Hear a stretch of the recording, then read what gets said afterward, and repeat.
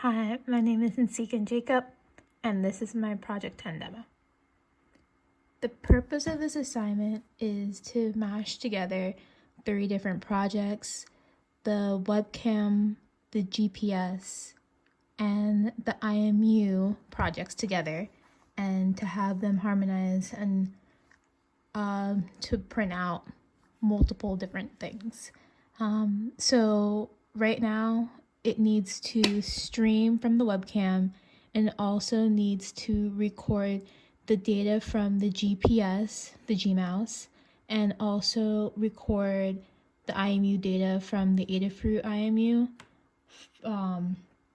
And before we were getting that IMU data from the Arduino and sending that information to the Raspberry Pi over the USB, now we're required to get that information over the I2c bus. So let's just show it running. So you need to give the GPS a couple of seconds to warm up.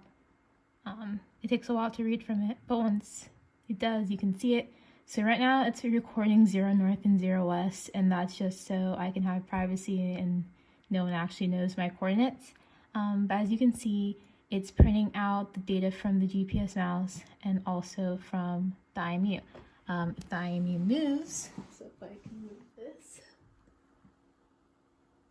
you'll see that the data is also changing and it's reflected by that movement.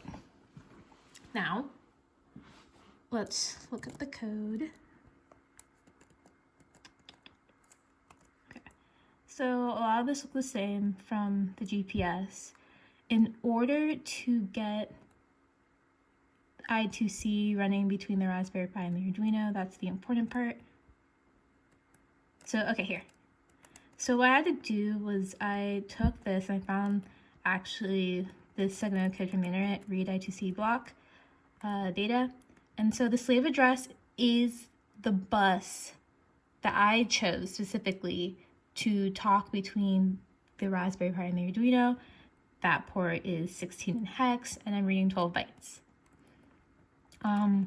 So this part, getting the roll, pitch, and yaw, I can only send a byte at a time. I have a byte array that's being sent on the Arduino side, which I'll show in a second. And so what I kind of did was I just placed a byte in for each number, and then I ended up putting it back together after deconstructing it and getting the correct values.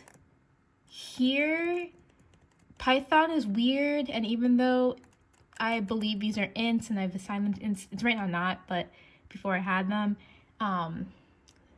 ints being that it's assigned number, I thought it would recognize the fact that the bits represent a negative number, since the first number would be 1 and that should be negative, but it didn't show that. So here is just me doing 2's complement by flipping all the bits and adding 1.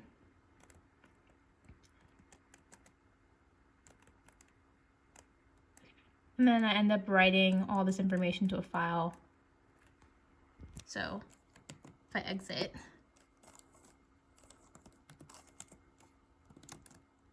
quadcopter.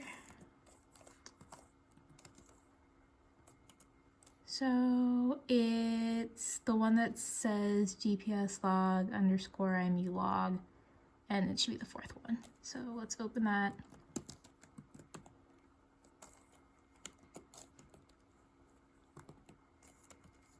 And as you can see, the data that was being displayed before is up here now.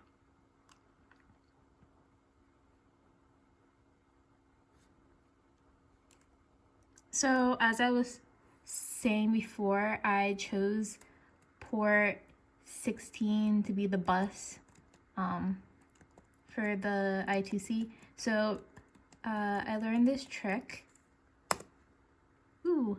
So these are extra, and I'm not sure why they're here now. I'm sure if I try running my code again, because I've been having issues, that it won't run. And it might just because my connections are finicky, but let's try running it again.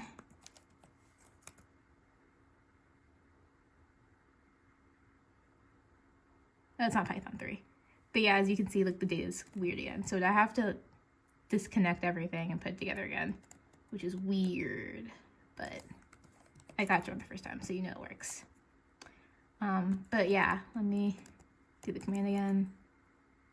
Okay, so this is not what should happen, but what should have happened was you should have only seen 28 and 16. I guess maybe when you look at how I connected everything together, you'll see probably why all the other buses are not activated, quote unquote. But let's look at the code for the Arduino. Okay, so in order to set up the bus, I had to do this, which is begin for this address and have basically a master request. So whenever I request to read from the Raspberry Pi side, it will call this function, and this function sends in data from, where are you? From here, from my IMU Data. Now, to be honest, for it to be entirely quote unquote correct, because the data, what's that design problem? There's a design problem here. I should have this in between a interrupt. Actually, no, I don't have to. Now I thought about it, I don't have to, because it's sequential. But anyways, yeah, so on request, it calls this function and it just sends whatever data is in the array at that time. So that's how it works. Let's see how everything is set up.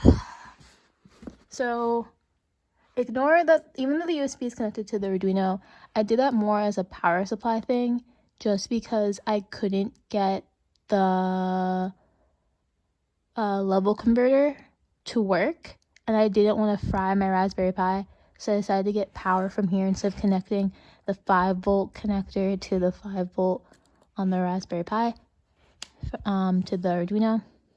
So I connected everything here without the level converter, and once again, from what I read documentation-wise on the internet, it seemed fine as long as I didn't connect power. But yeah, so these are both from the I2c bus. If I had put these in parallel, this still would have worked out, but I just thought it was easier to connect both of these in two different separate ways, just because the ports were available, or the pinouts were available, so why not use them? So this is from the IMU. This is the Raspberry Pi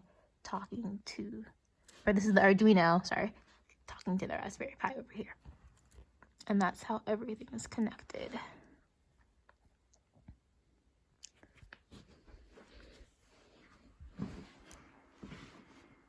Oh, and I guess we can just disconnect the power supply. Reconnect it. And then I'm going to pull up these pins and put them back where they were.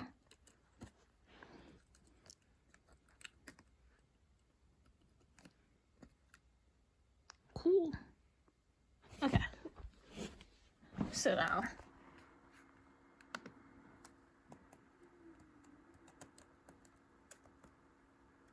okay, I probably didn't put them in right.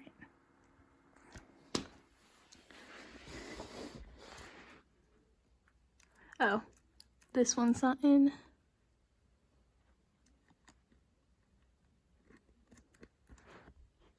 Ground.